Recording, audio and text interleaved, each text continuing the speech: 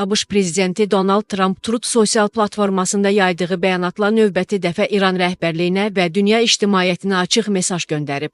O, İranı nüvə silahı əldə etmək cəhdlərinə görə ittiham edib və vəziyyətin artıq təhlükəli həddə çatdığını vurğulayıb. İran mənim onlara imza atmaq istədiyim sazişi qəbul etməli idi. İndi isə hər şey utanc verici və insan həyatının boşa getməsi ilə nəticələnir.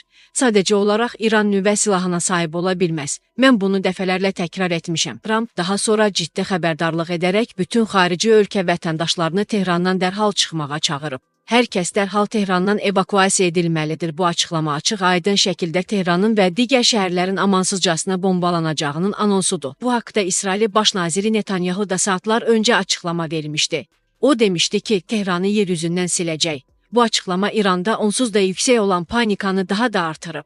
Xəbərə görə hazırda Tehrandan kütləvi köç başlayıb. Sepah İsrailin hava hücumu nəticəsində aerokosmik qüvvələrin 6 generalının öldürüldüyünü təsdiqləyib. Həmin generallar aşağıdakılardır: Briqada generalı Murtiza Tayyip Masud, general-mayor Mahmud Baveri, briqada generalı Məhəmməd Baqir Tahirpur hava hücumundan müdafiə qüvvələrinin komandanı, briqada generalı Davud Şeyfyan kəşfiyyat rəisi, briqada generalı Xosrov Həsəni, briqada generalı Mənsur Səfərpur.